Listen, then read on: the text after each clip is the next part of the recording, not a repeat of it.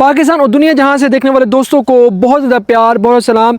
2015 के बाद सबसे बड़ी जो हिजरत है, जो डंकी है, वो अब जाकर लगी है 2026 के अंदर, जिसमें 50,000 के करीब मराकश लड़के और लड़कियां, छोटे बड़े सब लोग समुद्री रास्ते से स्पेन के अंदर एंटर हुए हैं। ये आप अंदाज़ा करें, मोरक्को एक ऐसा कंट्री है जो इस वक्त खुशहाल है, जहाँ पर बहुत ज़बरदस्त माहौल है, जहाँ पर लोग जाकर रहना, वहाँ पर एंजॉय करना, वहाँ पर सब कुछ करना पसंद करते हैं। इवन के पाकिस्तानी भी बहुत ज़्यादा वहाँ पर जाकर ट्रैवल करते हैं। ये मोरक्को का ये हाल है। और अगर बात की जाए पाकिस्तान की, इस वक्त जो हमारे पाकिस्तान के हालात बने हुए हैं, जो हमारे पाकिस्तान के हालात बना दिए गए हैं, आज अगर पाकिस्तान के साथ कोई यूरोप का कंट्री होता, समुंदर के साथ क्यों ना होता, मैं यकीन के साथ कहता हूँ लाखों, हज़ारों नहीं लाखों की तादाद में इस वक्त पाकिस्तानी अपनी जानों के नजराने देकर किसी तरीके से पाकिस्तान से निकल चुके होते।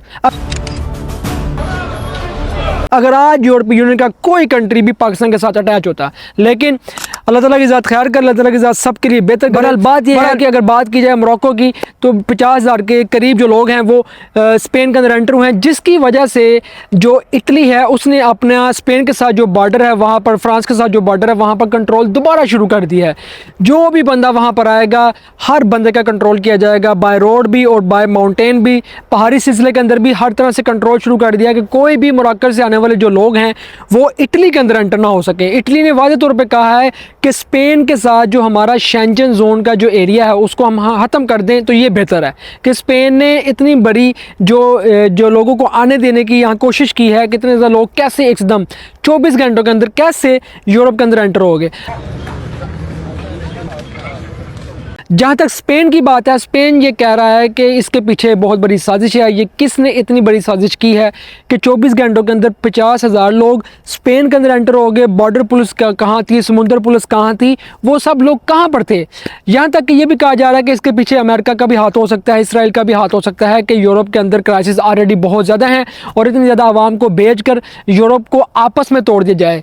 यहाँ तक कि ये भी कहा जा रहा है कि ऐसा भी हो सकता है।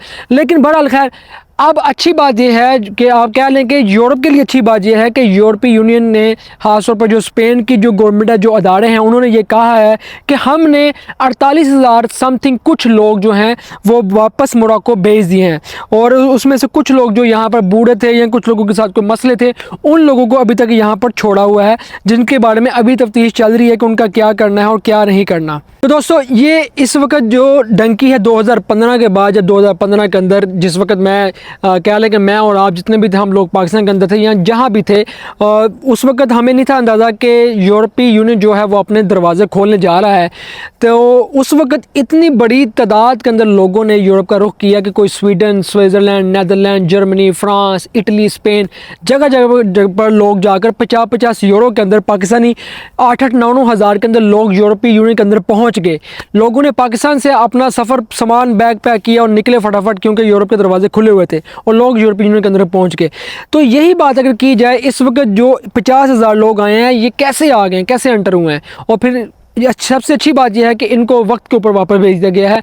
लेकिन देखें, इस वक्त जो यूरोप के हालात हैं, मेरे आज भी इटालियन के साथ मेरी बात हो रही थी, वो कह रहे हैं 50,000 लोग जो आ गए, इनको काम कैसे मिलेगा, जहाँ जबकि यहाँ पर जो हालात चल रहे हैं, ऑलरेडी लोग फारिग बैठे हुए हैं, उनके पास काम नहीं है, उनके हालात ठीक नहीं है। जर्मनी के अंदर क्राइसिस, स्पेन के अंदर क्राइसिस, पुर्तगाल टोटली क्राइसिस, इटली के अंदर इस वक्त जितने ज़्यादा हालात ख़राब हैं कि बहुत सी कंपनी जो हैं वो बंद हो रही हैं सिर्फ इस जंग की वजह से।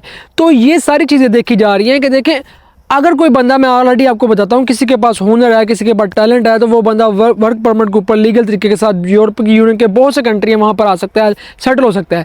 लेकिन इस वक्त जो डंकी वाला सीन है, ये जो हालात हैं, इसके अंदर आकर यहाँ पर क्या करेंगे।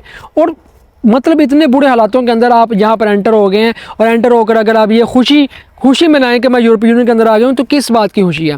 लेकिन दूसरी तरफ ये चीज़ भी है कि अगर बात की जाए कि ये सारे हालात किसने बनाए हैं, ये इन सारे हालातों के पीछे कौन है। इन हालातों के पीछे हमारे मुस्लिम लीडर हैं, और इन हालातों के पीछे अगर कहीं ना कहीं बात की जाए, कहीं ना कहीं किसी न किसी जगह के ऊपर अगर कोई हाथ समझा जाता है, तो वो इसराइल का ही समझा जाता है कि वो ही पीछे लगा हुआ है।